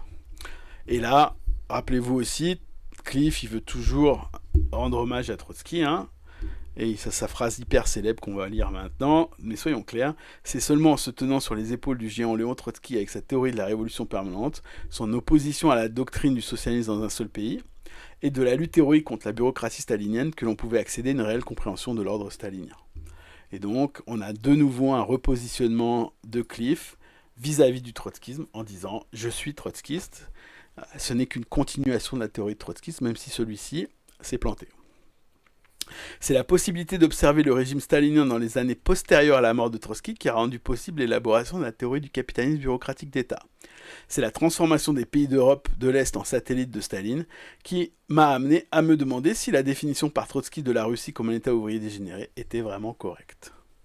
Ok, on fera la suite la prochaine fois, mais là, il y a plusieurs points, donc je résume, j'ai déjà fait plusieurs fois, mais grosso modo, il y aurait évidemment des détails à regarder, il y a tout un livre pour ces détails-là, mais on se rappelle, ce qu'on dit, c'est que pas de contrôle ouvrier, création d'une classe au sens qui ne fait pas que la distribution des biens de consommation, mais qui fait aussi la distribution des postes, une classe en tant que telle dirigeante, et cette classe soumise aux pressions du capitalisme, donc qui fait les tâches des capitalistes. Du coup, les trois combinés, pas de contrôle ouvrier, une classe dirigeante qui fait les tâches du capitaliste d'État. Donc je pense que c'est assez clair de ce point de vue-là. Tout correspond en fait à cette dynamique-là. La particularité historique fait que la révolution russe a exproprié les bourgeois, et donc du coup, en fait, on s'est retrouvé dans une situation où pour permettre l'accumulation du capital, toutes les contraintes liées au capital dans un océan de capitalisme, la seule stratégie possible, c'est cette forme un peu extrême en fait du capitalisme, dans lequel quasi-totalité des moyens de production sont détenus par un État. Cet État étant aux mains sous le contrôle et créant en fait un écosystème en fait qui est une classe dirigeante qui a les mêmes intérêts que toutes les autres classes dirigeantes, c'est-à-dire sa reproduction, sa survie et son augmentation, et qui est soumis, comme toutes les classes dirigeantes capitalistes, aux mêmes contraintes que le système capitaliste qui l'entoure. Donc du coup, on est vraiment, je pense, c'est vraiment une théorie qui permet de bien comprendre ce que c'est que, pour moi, le capitalisme d'État, avec les trois, je vous ai dit, ces trois piliers en fait de la définition. Donc ça va nous amener, mais on le lira une prochaine fois, mais on peut en parler, je peux en parler un petit peu maintenant. Pourquoi est-ce que c'est si important ce truc-là ? Parce que, la nationalisation des entreprises, c'est un truc que réclament la plupart des gens de gauche. Sous-entendu qu'à partir du moment où c'est nationalisé, ça n'est plus soumis à la concurrence. Alors évidemment, quand on parle de l'hôpital public, par rapport à l'hôpital privé, lui, il est soumis à la concurrence, il est soumis à la compétition, mais il est surtout soumis au fait de faire des marges, ce type-là, et donc va faire un certain type de soins, alors que l'hôpital public, lui, va faire tous les soins. Donc ça, évidemment, l'hôpital public est supérieur à l'hôpital privé. Mais les rapports au sein des hôpitaux, entre l'hôpital public et l'hôpital privé, les pressions qu'il y a, elles sont relativement similaires, notamment en France. Même s'il vaut mieux un hôpital public qu'un hôpital privé, reste la question des rapports de classe à l'intérieur de cet hôpital. Okay, et donc, tous les marxistes qui se respectent, ils devraient non seulement demander l'expropriation des moyens de production, mais y compris pour les hôpitaux, par exemple. Donc, on pourrait arrêter les hôpitaux privés pour qu'il n'y ait que des hôpitaux publics, mais on veut aussi un contrôle démocratique dans ces hôpitaux par les travailleurs eux-mêmes, par les personnels, et pas juste reproduction des moyens de production, des rapports de production et de domination. Et ça, c'est assez important, parce que ce deuxième aspect, il a été oublié. Un autre point qui est super important, qui est l'auto-organisation démocratique. Ça, évidemment, sans aucune une nationalisation par un État ne crée pas les conditions, évidemment, de pouvoir ouvrier, ni même d'auto-organisation démocratique, du tout. La France a nationalisé à tour de bras des entreprises, notamment les entreprises collabo, comme Renault par exemple, à la Seconde Guerre mondiale. Puis il y a eu toute la vague de nationalisation qui en fait, qu'est-ce qu'elles ont servi à faire les nationalisations en France? Elles ont servi en fait à sauver les capitalistes de la faillite. Donc on leur achète leurs boîtes à prix d'or pour les sauver de la faillite. Comme elles sont dans le marché, elles sont plus soumises hors marché, elles sont publiques, elles sont plus soumises à la faillite puisque l'État renfloue de toute façon les pertes de compétitivité.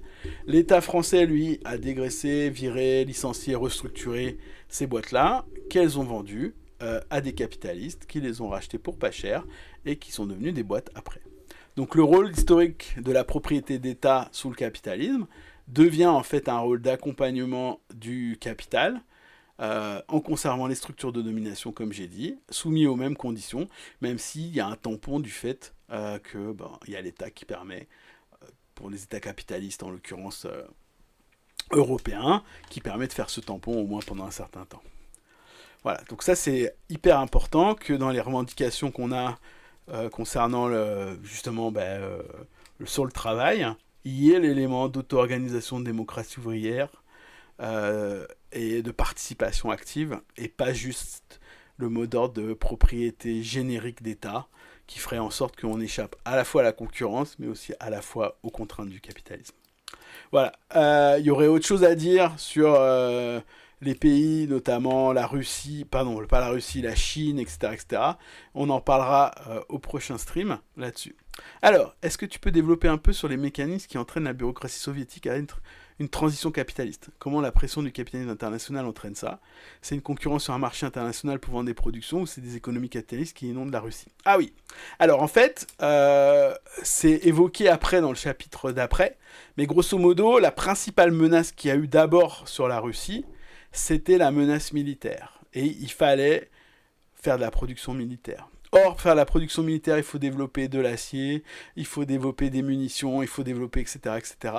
Et donc, il faut faire de l'accumulation primitive de capital parce qu'il faut des machines. Il faut de l'innovation, il faut trouver des techniques, il faut développer des techniques, etc., etc. Donc, l'économie de guerre, en fait, dans les années 28 jusqu'à la Seconde Guerre mondiale, c'est ça, en fait, qui met la pression sur l'économie russe. C'est sa propre survie en tant que militaire. Après, la Seconde Guerre mondiale rentre un aspect où il y a une concurrence, évidemment, il faut vendre des produits. Donc, une des techniques qu'utilisera la Russie, c'est l'impérialisme, sous sa forme un peu classique, qui consiste à avoir un marché en inondant des pays, typiquement le glacis qui avait les pays de l'Est, c'est un endroit où on va inonder de produits russes, ce qui permet d'écouler les marchandises là-dessus. Et puis sur le marché mondial, la Russie vend des trucs à un moment donné aussi, elle est en concurrence sur le marché mondial. D'ailleurs, c'est une des blagues de Tony Cliff qui explique en fait la faillite de la Russie. Comme tout était basé sur l'industrie lourde, notamment l'économie de guerre, les tanks, etc., etc., tu te retrouves dans les années 80 où les États-Unis sont le premier producteur de microprocesseurs, alors que la Russie c'est le premier producteur mondial de fonte. Et donc c'est ce contraste-là, quoi. C'est-à-dire qu'au moment où le capitalisme lui commence à s'adapter, à se développer, à transformer à la fois le truc financier, mais à la fois aussi le truc techno, que la Russie elle est incapable de lutter. Et notamment, le dernier coup, techniquement, en plus évidemment des contestations internes qu'il pouvait y avoir en Pologne, dans certains pays, etc., qui ont entraîné, il y avait aussi l'Afghanistan, la défaite en Afghanistan qui a aussi joué un rôle. Mais un des coups qui a été porté, c'est quand les États-Unis ont décidé de relancer la guerre militaire, c'est-à-dire en développant des vagues d'armement, la guerre, le Space Wars, donc de Reagan dans les années 80. En fait, l'économie russe ne pouvait plus suivre ce truc-là. Donc du coup, ce type de tiraillement a permis l'effondrement de l'URSS en termes de régime politique, évidemment, et assez peu en termes de régime économique, puisque tout était en place. Je sais pas, je disais tout à l'heure, est-ce que tu as besoin du KGB pour revenir? Comment est-ce que tu viendrais? Si tu es un bourgeois dans la Russie des années 90, la technique, elle n'est pas de tirer sur la police, elle n'est pas de renverser l'État, elle est d'être pote avec les gens du parti, racheter à bas prix des entreprises publiques pour les faire devenir privées et s'en devenir super riches, en essayant de naviguer dans un milieu dans lequel on ne va pas te tuer. Mais grosso modo, c'est ça. Et ça montre bien qu'en fait, tout était en place d'économie capitaliste d'État.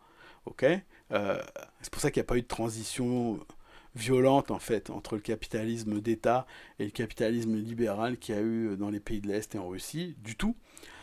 Et que tous les anciens dirigeants, c'est les anciens dirigeants du Parti communiste, bon bah Poutine par exemple, Helsinki, etc., mais pas que, et tous les oligarques sont aussi des gens qui traînaient dans ces milieux-là à l'époque. Voilà, ça répond à ta question, Fabio.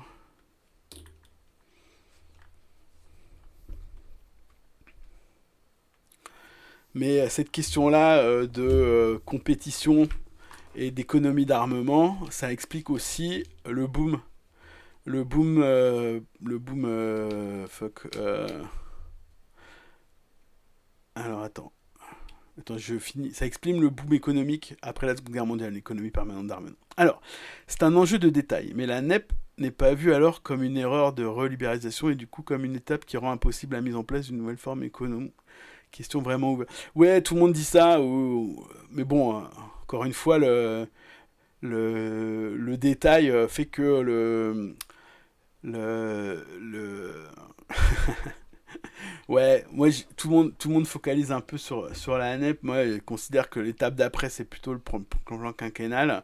Euh, C'était, voilà, il fallait tenir. L'idée de Lénine, c'est il faut attendre la révolution allemande. Hein, la NEP, c'est en 21. On attend l'insurrection en Allemagne qui devait avoir lieu dans les années suivantes. Comme elle n'a pas eu lieu en 23, on se retrouve vraiment dans une position très compliquée, très délicate pour la révolution russe, puisque elle a gagné une guerre civile, mais quasiment au prix de sa classe ouvrière consciente, au prix de ses structures ouvrières impliquées.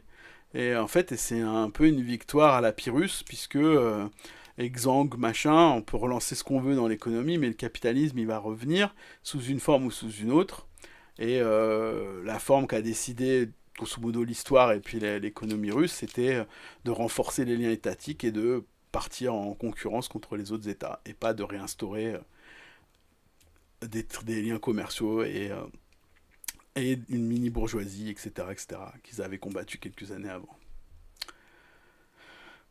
Donc, erreur ou pas, le problème c'est que, contrairement à la période d'après, en fait, on peut subir la pression extérieure, mais il y a des choix politiques aussi dans le stalinisme qui sont pas que des choix économiques. Et donc, du coup, une erreur, c'est plutôt sous la contrainte pour la NEP.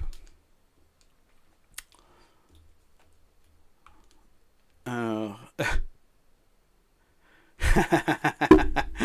ça, la Mounira. Oui, t'as vu ça? Et en plus, il y a même un replay. Tu peux même réécouter tout si tu as pas tout suivi. Oui, oui.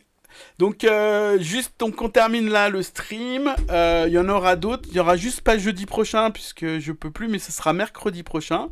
Et on continue le capitalisme d'État avec des exemples. Et on parle notamment de la Chine là-dessus et évidemment d'autres choses. Toujours donc le trotskisme de niche, du trotskisme après Trotsky. Je vous redis aussi qu'il y a en ligne la vidéo que j'ai faite mardi sur Le Pen, où il y a une erreur factuelle qui m'a été signalée, mais c'est pas Évreux mais Dreux. Hein, merci au camarade qui m'a signalé. Mais sinon, normalement, le reste est très bien. Je vous invite à aller le voir. Et donc, et mardi, non pas mardi, donc mercredi, stream sur le capitalisme d'État à la suite. Voilà. Ciao tout le monde. À bientôt. Bonne nuit.